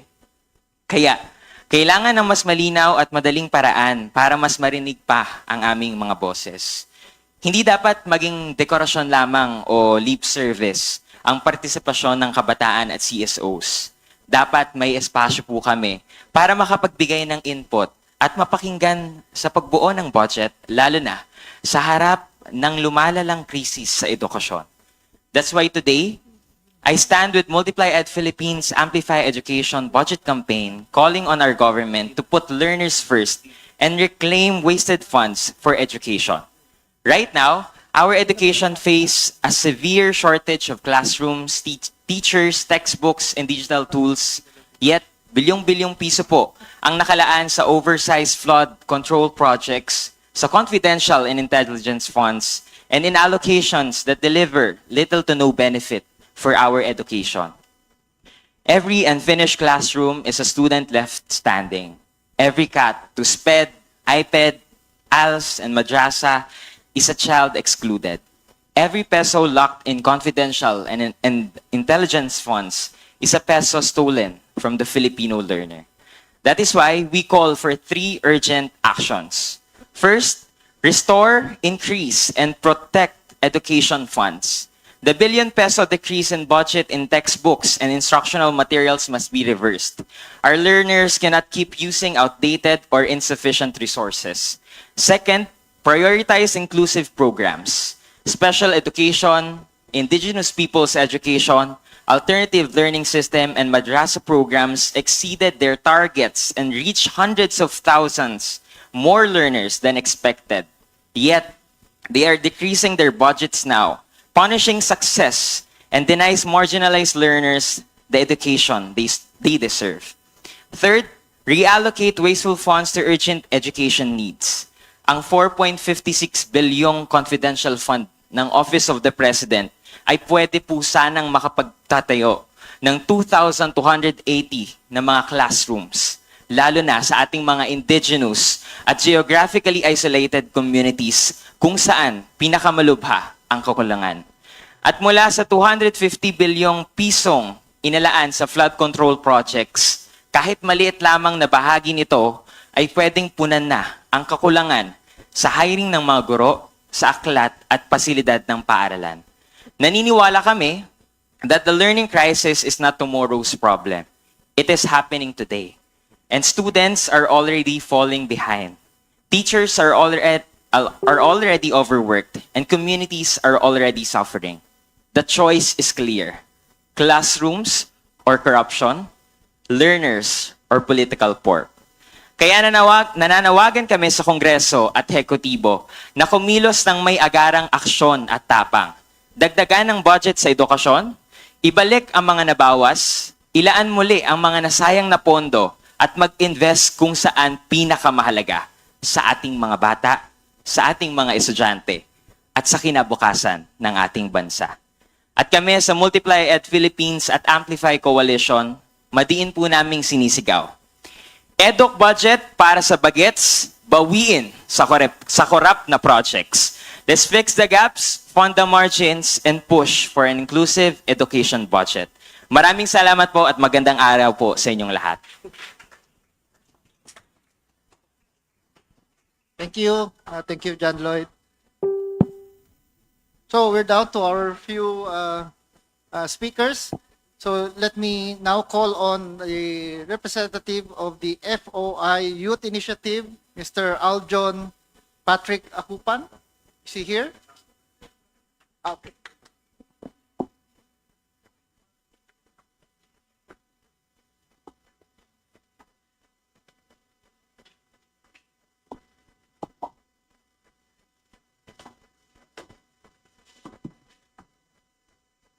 Magandang hapon po. Ako po si Patrick Akupan, kinatawan po ng FOI Youth Initiative. Kami po ay isang grupo ng mga advocates for freedom of information. So mamaya po habang tayo po ay nagbibigay po ng ating statement, sabihin po natin kung bakit po tayo nandito. So unang-una po, magandang hapon po sa lahat, lalong-lalo na po sa ating Honorable Chairperson and Vice Chairperson of the Committee on Appropriations, Kong Mika Swansing, Kong Albert Garcia, and of course our voice in the CSO participation, Kong Judas Sidre. Maraming salamat po for opening the space for all of us CSOs to say why this is important for all of us. And of course, to all our fellow representatives of civil society organizations, thank you for holding the line. And this is a reminder why we should have multiple eyes in looking at the budget and reiterate why this is important for all of us. We all have a role in shaping meaningful and sustained civil society engagement in the budget process. Myself, as an advocate of freedom of information, or FOI, we are here to make a case for trust, transparency, and accountability. These are core values of a functioning democracy. But let's be honest, these values cannot take root unless our institutions are truly open to scrutiny and unless government commits to accessible, truthful governance. Now, let me acknowledge at this point the efforts of the House of Representatives and the Department of Budget Management to engage CSOs. These steps matter, but also let's be clear, participation without transparency is incomplete. At the national level, the public is often excluded from agency budget deliberations. And right now, our own budget documents lack on this aspect. The National Expenditure Program still lacks machine-readable formats and the necessary metadata that would allow deeper analysis of the budget down to the sectors and geographic areas. Without these, ordinary citizens like myself, researchers, and even CSOs cannot easily track whether allocations match actual needs on the ground. At the local level, where I've had the privilege of serving, CSOs need more than token invitations. We need clear roles, backed by data, and supported by the tools that enable our participation in these conversations. And so here is our point. Participation without transparency is hollow. It is half-baked and bound to fail. Transparency must be operational, not aspirational. It must live in the day-to-day work of governance. It's what turns FOI from an imagination into a reality that we can all feel. It has been nearly 4 decades since the first FOI bill has been first filed here in the House of Representatives in 1988. Isn't it time that we reopen these conversations, a long overdue conversation that we as civil society organizations deserve? Because citizens today are asking one simple, and I feel this is a powerful question: where's the money really going? And the hard truth for all of us, the world is also asking us the same question. Just this year, the Philippines scored 33 out of 100 in the Transparency International's Corruption Perceptions Index, ranking 114th out of 180 countries. That's the same score as last year, showing no progress at all. And we're falling behind our Southeast Asian neighbors who are moving faster towards its effort to institutionalize transparency. So what does this tell us all? That our institutions are not yet there. We are not yet doing enough to win back the trust. And I feel like this is something very important because like in all relationships, whether your family or your significant other, trust is a strong foundation of a strong relationship. And I believe that if we are transparent and we are open, then we can improve trust on that aspect. And that the public still sees government as closed, unaccountable, and opaque. So on my last point, let me share what we often see. That the budgets are hidden behind complexity. It is full of jargon, vague items, inaccessible formats, and ordinary citizens are locked out of the process. Accountability is still weak at this point. Every peso in the budget should serve the public good, and when it doesn't, we must be able to trace it.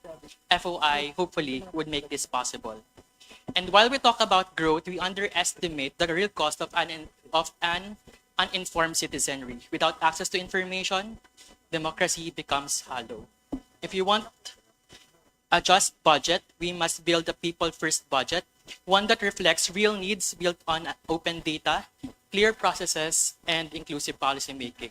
Let's open the budget to the people. Thank you.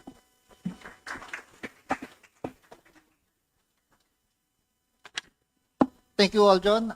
Again, for time management, we are down to our last two presenters. We will have more time in the open forum section. And so at this point, let me call on the representative of WISOG Foundation, Eunice Tanilon, if you're still there.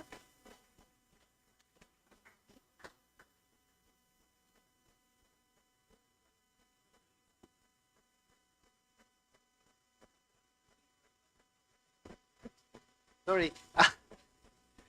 And also AJ Montesa from the People's Budget Coalition.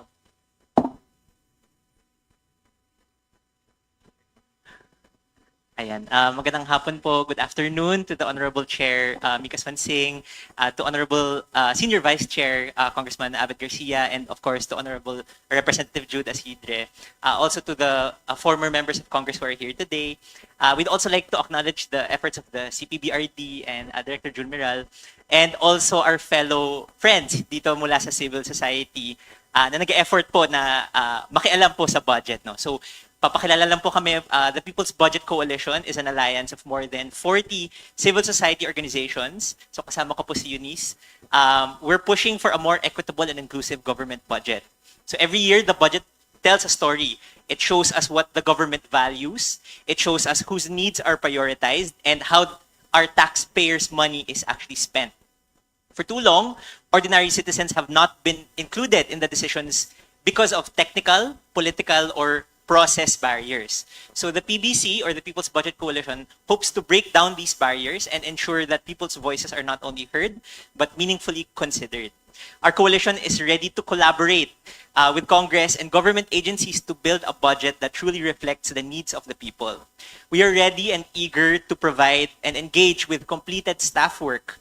This includes prepared detailed analysis, proposing alternatives, and even drafting interpellation questions so that our engagements with you are not ceremonial. So we did an initial analysis of the National Expenditure Program, at least a macro level. Eunice can share some of our key points on them. Thanks, AJ. Hi, everybody. We wanted to share 4 key points from our macro analysis on the 2026 national budget. So first and foremost, shrinking fiscal space for people's needs. The allocable share of the budget has fallen to its lowest in a decade. In 2026, for every 100 pesos, only 38 pesos is left for actual programs and projects after mandatory expenses. This means fewer resources for health, education, labor, mobility, and social protection. We urge Congress to cut pork, waste, and abuse so that more funds can go to lifeline services. Second, major fiscal risks continue to threaten the budget. These include last-minute congressional insertions with minimal vetoes, ballooning pension obligations, the larger tax allotment to LGUs, and advances to government corporations. These risks translate into less money for ordinary families and weaker protection against crises. Third, underinvestment in our people. The 2026 budget plans to spend only half of globally recommended levels for education, health, and social protection and climate adaptation. This forces Filipino families to shoulder more of the burden for medicine, tuition, and welfare, leaving the poor even further behind in recovery. Fourth, the country's lifeline programs are under threat. Since 2022, hundreds of billions have gone to pork and patronage at the expense of health, education, and social protection. These cuts means skipped meals, children out of school, and medicines not bought. Congress has the power and responsibility to do better and safeguard these services. Nasabi na po kanina, ang budget ay hindi po spreadsheet lamang. So these amounts are not just figures, they're actual people's lives. No? So we also, aside from addressing these issues, we do have recommendations on the budget process for better transparency, accountability, and genuine participation. So we call for an open budget. That means opening everything. Let's open the technical budget hearings. Let's open the DBCC hearings. Let's open the BICAM. Open the ayuda lists. Open infrastructure. In line with these, we have also more specific recommendations to the Appropriations Committee and the Task Force for People's Participation. First, we call on government to co-create an open budget transparency server with civil society and the media. This is inspired by how we have a system of reporting votes during the elections, real-time and live po siya. So in cooperation with media partners, an open budget transparency server will allow us to more closely monitor and report insertions and deletions in the budget. Second, we call on DBM and DPWH to upload a more transparent version of the Excel file of the National Expenditure Program for 2026 with specific project amounts in the Excel file as it is presented in the detailed annex na PDF version naman ngayon. We call on them to make a code book explaining the variables in the Excel files. We ask Congress to post a machine-readable format also of the detailed project annexes of the House GAB and the Senate GAB as well as the BICAM Conference Committee reports, consistent with the NEP Excel sheets. Finally, we ask that CSO inputs are actually heard and considered, not merely acknowledged and set aside. So we welcome the positive developments that Chair Mika Swansing has announced earlier, primarily that the CSOs will be able to field questions through the champions, and second, that we will have more regular huddles and briefings with them. No? But we also propose that we should have a transparent system where the CSOs' inputs are filed, tracked, and actioned. And pangalawa, we also propose that aside from asking questions, the CSOs can be tapped as resource persons. We believe that we can contribute by way of technical inputs as well. Finally, to close, we do believe that meaningful dialogue will not always mean agreement, and that is the way that democracy works. What matters is that these exchanges are transparent, inclusive, and grounded in the shared goal of serving the Filipino people.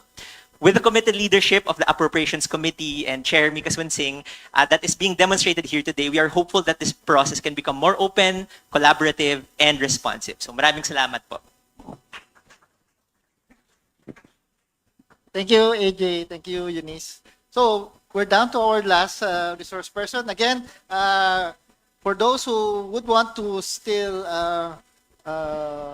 raise comments or statements, we hope that reserve those statements. We will still have an open forum session after this presentation. So may I call on our representative from the Democracy Watch Philippines, Mr. Lloyd Ian Zaragoza.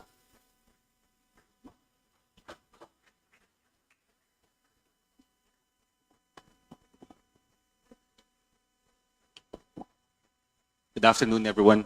I'm Lloyd Zaragoza from Democracy Watch. So we firmly believe that the 2026 budget is our chance to shape the future we want for our people.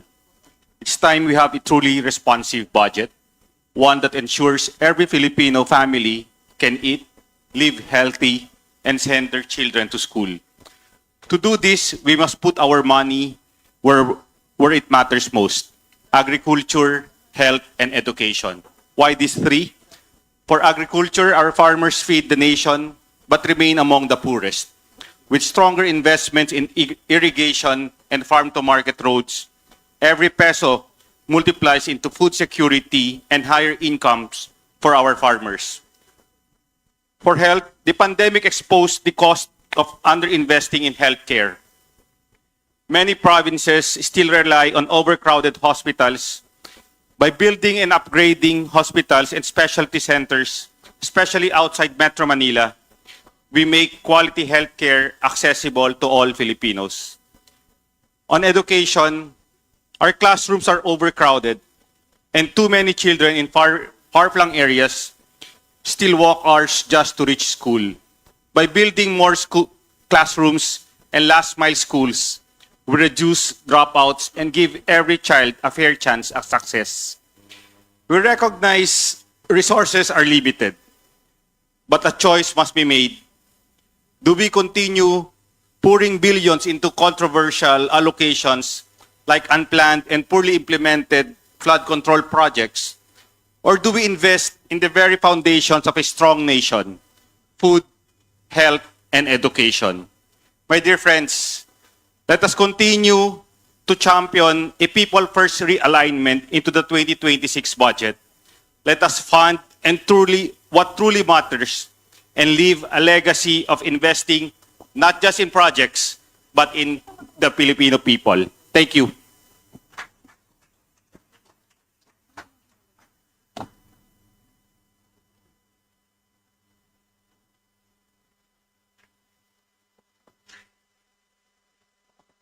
Okay, so we will have one more. We will have one more. Mr. Robert C. to present the last statement for the CSOs. Sir. Thank you very much. Good afternoon to all. Honorable Mika Swansing, Chair of the Committee on Appropriations, Honorable Albert Garcia, Senior Vice Chair of the Committee on Appropriations, Honorable Jude Asidre, champion for civil society participation in the budget. Fellow advocates in civil society, ladies and gentlemen, the Move as One Coalition is a broad organization of 77,000 individuals and 140 organizations concerned about our mobility environment and has a strong interest in enhancing the safety, convenience, and quality of our transportation services, particularly public transportation and infrastructure for walking and cycling. Dapat lahat na ito ligtas, makatao, at para sa lahat. For many years now, Move as One has been closely following the budget process. And for every budget, we routinely prepare analysis, position papers, and interpellation questions. We will be providing all of this to the Committee on Appropriations and to other interested representatives, and hopefully you can help to champion our advocacies. If I can summarize our key points, first, on the transportation budget, both for public transportation and for road and bridge infrastructure, these are in serious need of revision. So, what are our key points? We need roads and bridges. Of course, we need roads and bridges. But our roads and bridges need to serve the majority. And we have to remind ourselves, the majority are not people in cars. Okay, today, a very important statistic is that only 6% of Filipino households are owners of four-wheeled motor vehicles. So today, if we build our roads and bridges primarily to serve car users, we're only serving already the most wealthy and the most privileged. So, we still need roads and bridges, but the bridges and roads need to be prioritized for those who are not in cars, people who are walking, people who are using bicycles, people who are using public transport. We are all pedestrians, right? All of us are here are pedestrians. And yet, in the 2026 NEP, the budget for walking and cycling infrastructure is only 69 million. What is 69 million for a nation that needs, walking and cycling infrastructure everywhere? So, we all already notice and experience almost everywhere our sidewalks are practically missing or atrociously substandard. And if we are looking for infrastructure that is inclusive, that can be built in every locality, that can be monitored by every neighborhood, it's really the walking and cycling infrastructure. So actually, having more of that incorporated in our budget would be most meaningful. The second point is the budget for public transportation is heavily skewed towards railways, with minimal amounts left for road-based public transportation. Our public transportation budget requires what we call better balance. Better balance. As public transport advocates, we support railway development. But when 98% of the public transportation budget goes into railways, and we know railways take a long time and are also geographically focused, it means that the rest of the country will remain hungry for better public transport for a long time. We cannot place all our eggs in the rail basket. Part of it, yes, but not all of the eggs in the rail basket. Road-based public transport moves close to 98% of all our commuters. We need to spend more on a real just transition for all of those in our road-based public transport sector. People in the bus industry, the jeepney industry, PhilCab, UV Express industry, we need to give them better vehicles, capacity building, and of course, a more effective business model. So today, we'd like to thank, everyone here, and of course the representatives who are championing the roles of civil society. Today, we need meaningful, substantial, and permanent involvement of civil society in our budget process. And I think all of us would agree here, it cannot be interim, it cannot be optional.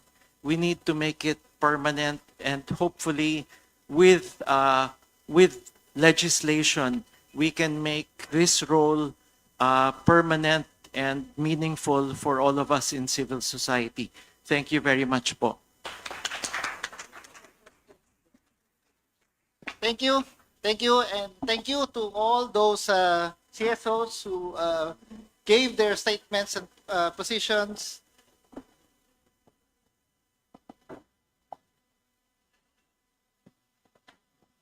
So before we proceed on the next part of the program, which is the open forum, I think...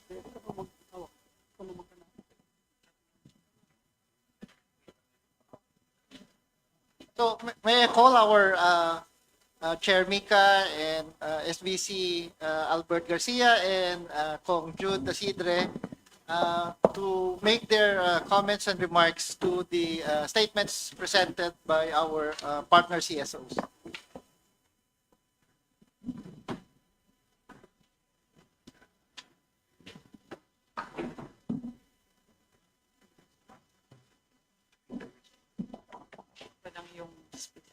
Ayan. Hello, everyone. Thank you very much for your presentations. Again, as I mentioned, this is the first.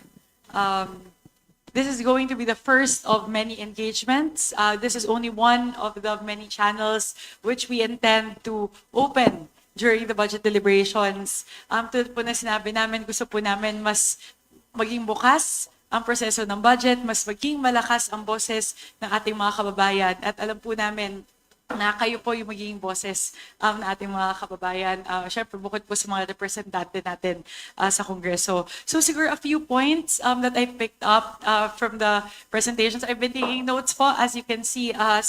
Mayroon na ako siguro gusto na ibahagi. We are one with you in wanting to prioritize funding for human capital development. And several of the points that were raised, syempre po, una, pagdating sa edukasyon, pagdating sa classrooms, pagdating sa facilities, sa textbooks, especially for marginalized learners. So we're with you on that. Ito po yung budget na sinasabi nga po bilang sinabi po yun ni Secretary Amena Pangandaman noong tinurn over po yung NEP na ito po yung biggest budget for education. We're very, very close. Parang 3.96% of the GDP. So we're close to the 4% as constitutionally mandated. Pero alam namin na meron pa ring mga areas na kailangan pa po natin pagtuunan ng pansin. So titignan po natin yon. We're with you, and the President is with us also in the call to bridge the gap in classroom shortage. Marami po mga classrooms sa pangangailangan sa buong bansa at nandito po kami, kasama niyo po kami doon na talaga pong susubukan natin na mas maparami yung kasalukuyan nandoon sa Basic Education Fund, yung BEF. Alam natin na binanggit nyo po yon na yung kasalukuyang level ay hindi sapat para mapagawa yung mga kakulangan sa classroom. So kasama nyo po kami, susubukan po natin itaas yung level ng BEF. Pagdating po sa agrikultura, syempre po yung ating funding para sa mga farm-to-market roads, para sa irigasyon, ang pagdating po sa mga pangangailangan ng mga magsasaka, mga makinarya, mga farm inputs, kasama nyo din po kami dyan. Kaya talaga po susuriin natin yung budget ng DA at ng NIA at titignan po natin kung saan po tayo pwede magtaas pa para mas maging malakas yung suporta ng gobyerno sa agrikultura. Pagdating po sa health, Bernice din po kanina yan, in terms of health programs, again, we're with you on that. Kulang pa yung ating health facilities, support to indigent, support to financially challenged, financially incapacitated patient. So, susubukan din po natin na ma-address yan. Bilang nga po, binanggit po ng ating Pangulo sa kanyang SONA na ang goal po ay sa government hospitals, mag-zero balance billing na. So, susubukan po natin na mas mapataas pa yung pondo sa health para po mas maging posible yon na makatulong po tayo sa ating mga kababayan na nangangailangan.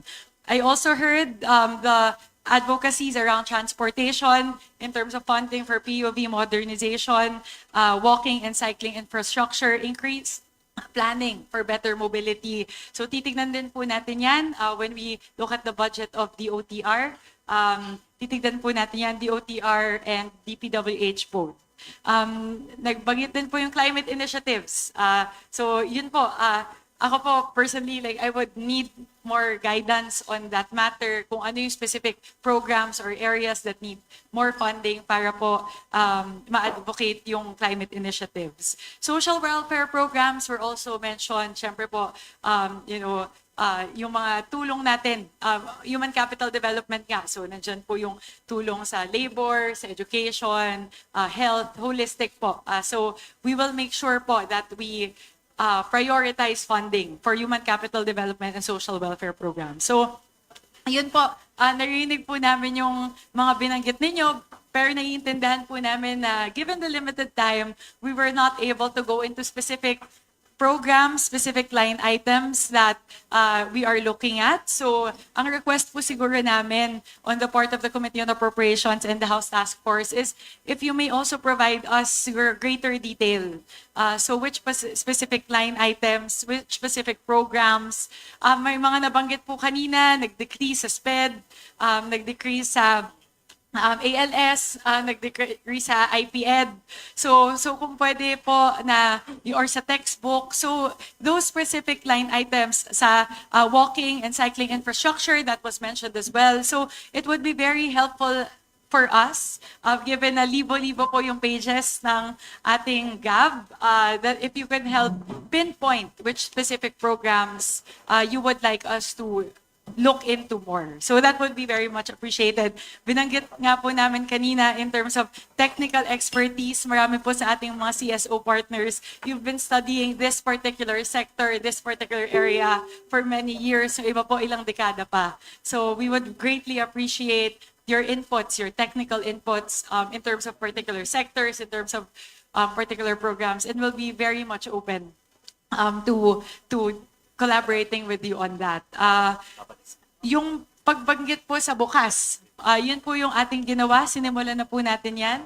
Bukas po yung DBCC hearing natin una, lahat po na ating mga budget hearings. Bukas din, pati yung deliberasyon ng BARC, yun po yung Budget Amendments Review Subcommittee, magiging bukas din. We're also partnering with the Senate. Siyempre po bicameral po yung desisyon natin pagdating dyan. Yung pagbubukas po ng Bicameral Conference Committee o yung BICAM, yan po ay suportado din po natin. At syempre po ng liderato ng Kongreso na pinamumunuan po ng ating mahal na Speaker Martin Romualdez. So we're with you on that. That's one of the reforms that we're pushing for. Yung open BICAM, yung stronger engagement sa mga civil society organizations, at pati po yung pag-abolish dun sa tinatawag na small committee, at yung pagpasok po nung tinatawag natin na Budget Amendments Review Subcommittee na tumatakbo sa kabaan ng deliberasyon, at mas bukas na yung deliberasyon patungkol po sa mga amyenda na ating pong ikokonsidera para po sa ating budget. So, yun po siguro, given that medyo high level po yung discussion natin and there's limited time, we would really appreciate it if you may please share more technical details of your proposals, which particular programs, agencies, line items you would like us to look at and scrutinize even more. So we would super appreciate that. A lot of you also offered na in terms of interpellation questions, you would also be very much happy to engage with us on that. So tulad po ng binanggit ko at binanggit ni Kong Jude, we will make sure there are champions for civil society organizations who can speak during committee hearings. So nandyan po yung ating mga vice chair ng Committee on Appropriations. They can ask your questions to the agencies. And as Kong Jude offered, of course, the authors of HR House Resolution 94 would also serve as champions. Kung bukod po doon, if you would also know other representatives who are champions or advocates of particular sectors, please feel free to approach them. Kasi very active naman po yung partisipasyon ng lahat ng mga miyembro ng Kamara pagdating po sa ating budget deliberations. Certain things lang that we would have to understand, yung machine-readable format, we've admitted to several of you na that may be part of our, medyo technologically challenged kami dito. So if you may please share with the task force kanila, Doc Junior Meral, what exactly you mean by machine readable?